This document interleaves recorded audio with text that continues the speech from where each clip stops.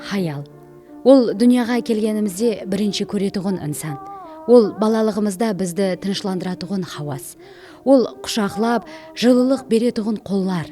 Ол ана, ұстаз, қорғаушы һәм мехір тымсалы. Ол арқалы біз дүнияны танимыз. Ол ең ахметлі уақытта жанымызда, жаңа өмір басланғанда. Ол бізге дәслепкі білімлерді береді. Ол тек физикалық емес, ал рухи жақтан да күшлі болуға жәрдем береді. Ол ауыр минеттен де қашпайды. Ол бұл жәмиетке имканиятлар жаратады. Хаял бұл өмір, харекет һәм нұр. Оның әрбір ісінде қамқорлық, күш-қуат һәм шексіз мұхаббат бар. Өмір оның көмегінен басланады. Медицинада 32 жылдық минет, осы уақыт аралығында мыңлаған операциялар.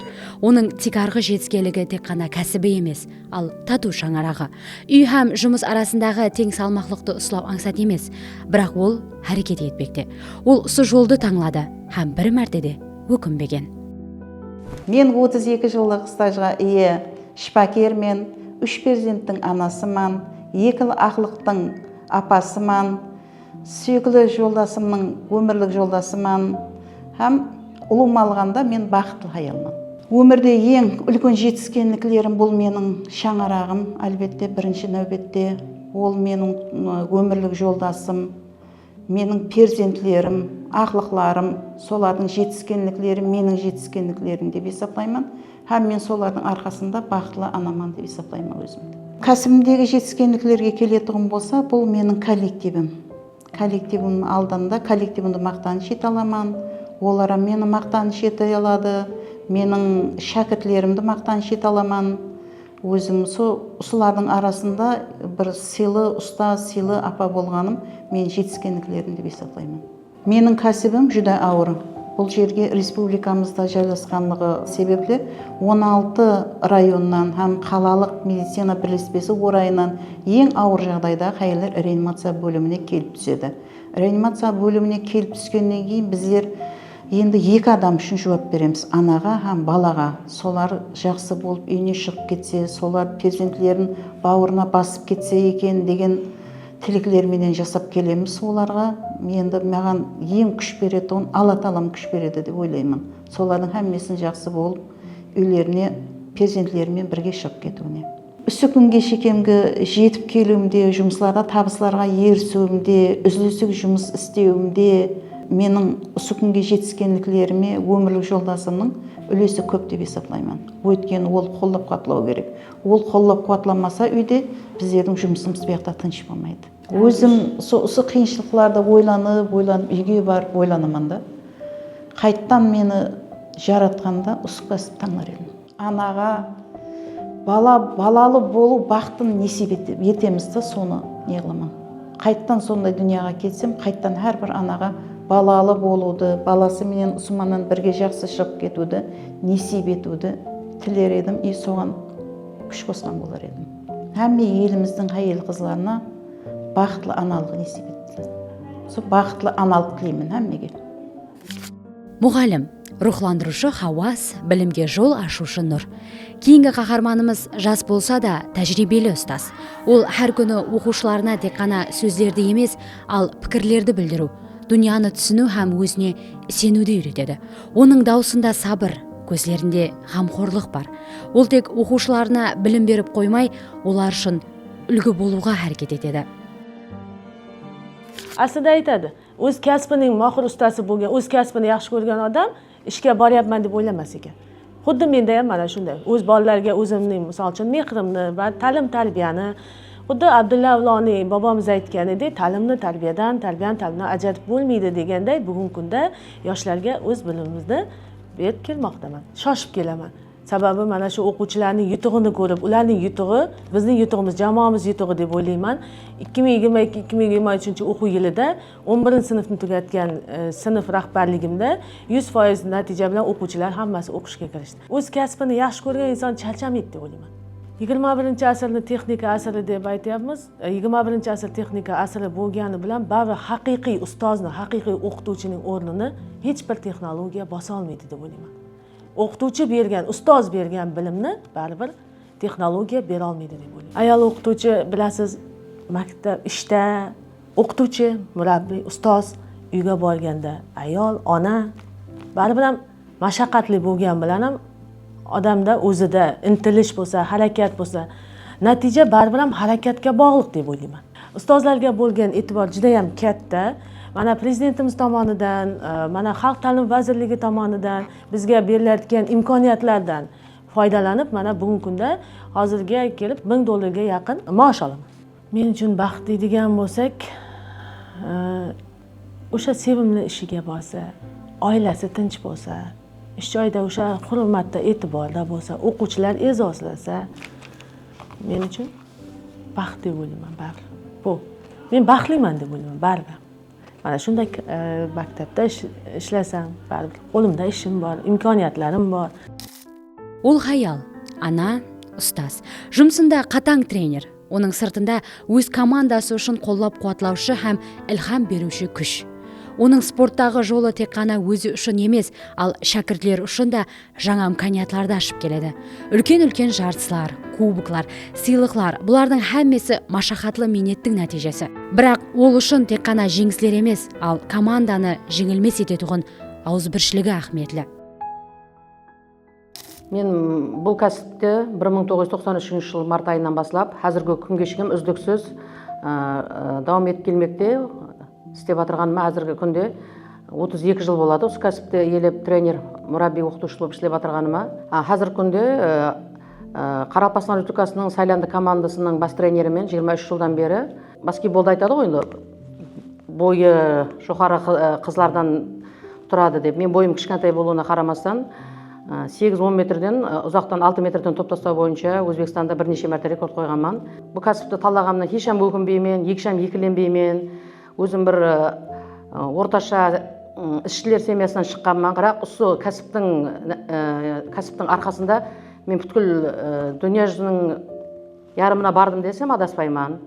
Бұл жерде қуаныш етіп айтып өтетұғыным, міне баскетболдың отаны шыққан жері Америка Құрама Штаттары болып есептелінеді. 2018 жыл Америка Құрама Штатына оқу сертификатын ұтып алғанбыз. Мен мақтаныш етіп айта аламын, кейінгі 12 жыл, 13 жылда баскетбол қыздар терма жамасының қыздары оқуға грант асасында оқуға кіріп жатырыпты. Жұмыс барысында да өзімді қатты бақытлы инсан деп есептеймін. Бағана жоғарыда айтып өттім, бұл кәсіп аңсат кәсіп емес, hayal адам үшін үйімізді, бала-шағамызды тастап, және ойын түрлері өздеріңізге белгілі, жеке спорт түрінде 2-3 күнде тамам болмайды, 7 күнде, 8 күнде айланып келеміз. Егер шет елдерге шығатын болсақ, 12 күнде айланып келеміз. Сол дәуірде өзімнің өмірлік жолдасым мені тура түсініп, жарыстарға жіберіп, маған жақыннан жәрдем беріп тұрыпты, қоллап-қуатлап тұрыпты. Сол insanның қоллап-қуатлауының арқасында мен өзімді еркін қысқылып, өзімді жұмысқа 100% бағышлап, қызларменен осы жетістіктерге ерсім деп ойлаймын.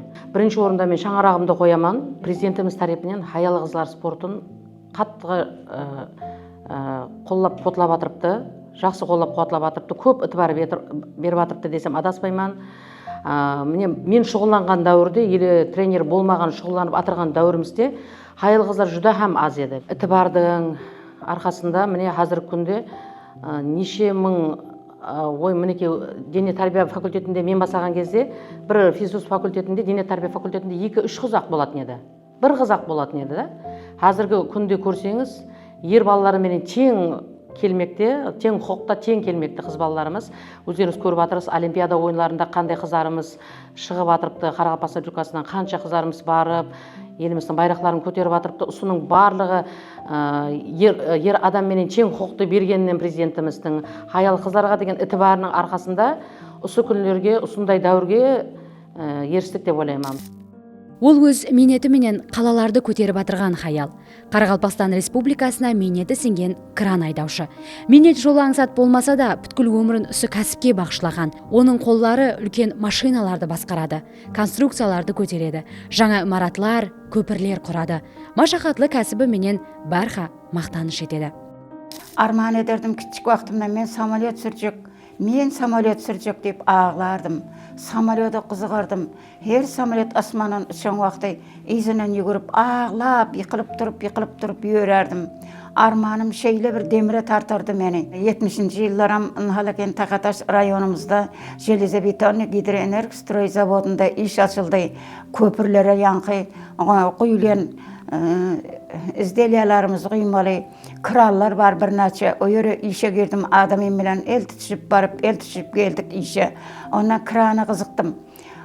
Krana en birinci olup men yazılıp 8 ay okuğunu okuyduk özünden 3 kombinat açıp verdi. Arman eden işim bana buyurdu. Asmanda samolot uçmasamam büyük parvaz kralları haydamak nasip etti.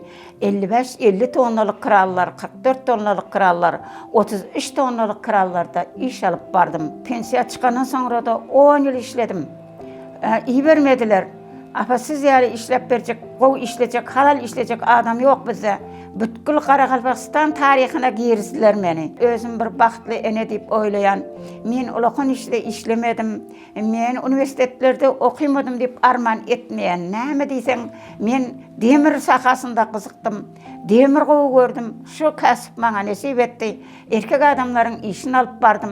Ayala tem bolan iş, yaman ağır iş, igine bilen quduq qazan yalı. Qaynan, quzğun işleri alıp bardık. Günün qaynap duran ısılarında, kışın soğuklarında dem almadığını bilmezdim ben. Qaraqalpaqistan Respublikamı, Özbekistan Respublikamı meynetisigen Kranovsuk dinastiyasına girdim. Ол сахнаның хауазы һәм рухы. Қарақалпақстан Республикасына минеті сіңген артист. Ол әрбір шығуында адамларға ilham һәм сезім бағышлайды. Оның таланты тек қана даусы һәм шеберлігі емес, ал тамаша ой алдындағы арттырған құрметі. Ол сахнада шірелі дауыс иесі, ал шаңырақта болса дана, мехрибан хаял. Сүйіклі опалы ярман. 4 ұл перзенттің әділі анасыман. Яғни келілеріме сүйіклі енемен, ақлықларыма әділі апаман. Хаял адамның мәдениет тарауында жүруі аңсат емес, расында да. Бірақ менің өмірлік жолдасым сол тарауда жүргендікіме мен жүдайым қолып қуатлайды. Мен сол себеплі әлхам еш аламан.